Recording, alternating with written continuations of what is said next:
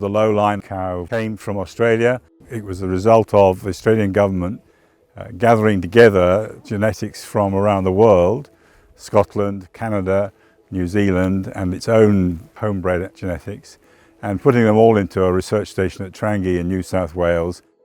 The experiment really was to find a sustainable animal for southern Australia.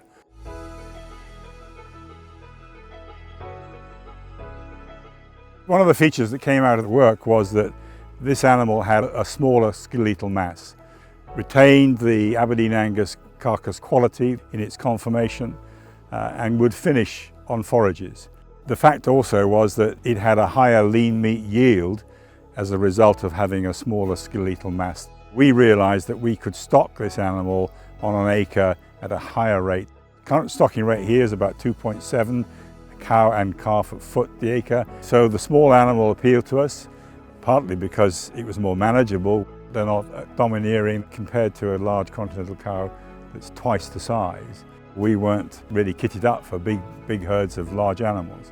So the small animal, the docile or temperament of the animal was good. We knew that, and we knew that it was much more easily handled. We've produced more beef per acre than we could have done with a big cow.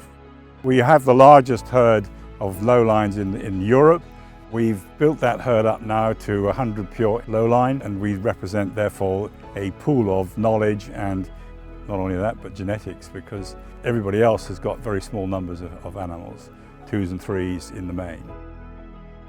I've worked with lots of cattle ranging from continentals to native breeds. Straight away you can see it's a smaller animal. There's very few cattle of a moderate size that you could stock at the rates that we stock these cattle, and also do very well. And the mothering instinct of the lowline is absolutely brilliant.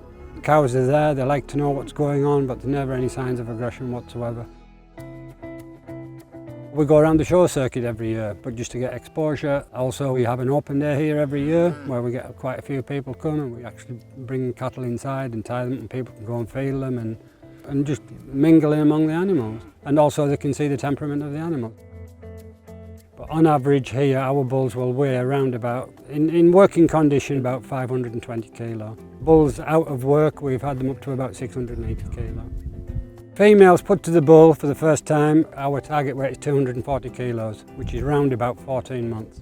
We vary here, we could have cows here from 320 kilos, older cows up to around about 480 kilos. Calves born here, they've varied from around about 18 to 24 kilos.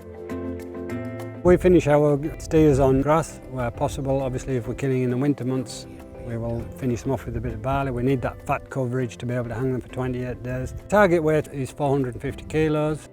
Killing out percentage is between 62 and 67%. It's the meat to bone ratio that counts. That's where the lowlines come into their own. That's where you're gaining. And that they've been about between 72 and 77%.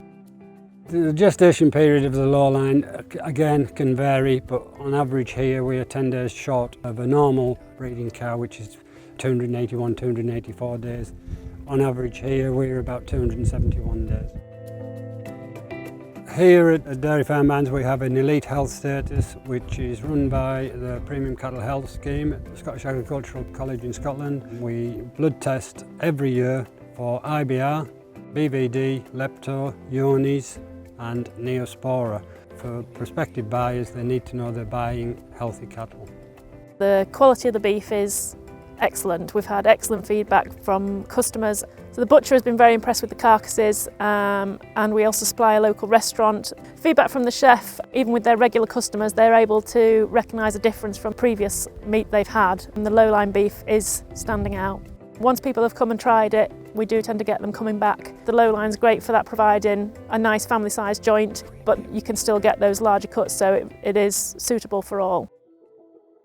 Lowline's temperament is second to none. Having grown up on a dairy farm and then worked on beef farms for my whole life, I'm happy with the children being in and around the cattle. Children are able to help out with the showing.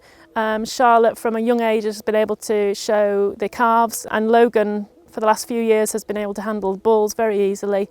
Sometimes I show them at shows and they'll handle a calf with the calf, and the first time that I showed on my own was at Suffolk and I was 5. My favourite bull is Duke because he's really friendly and he lets me ride on his back.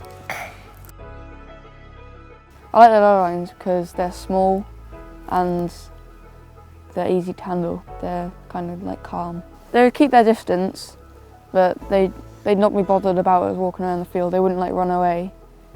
I tend to go out in the mornings with them, but there's always one that comes up to us. They're always really friendly. Our opinion is that in the worldwide picture, grain is going to be an issue. It's going to be more important to feed people grain than it is to feed animals. And this animal can produce quality beef from grass that we could demonstrate to small acreage farmers that this animal could be more profitable for them. You can buy in confidence from Wessex Lowlines because we are here to help you. We are here to help you breed and build your herd the same way as we have.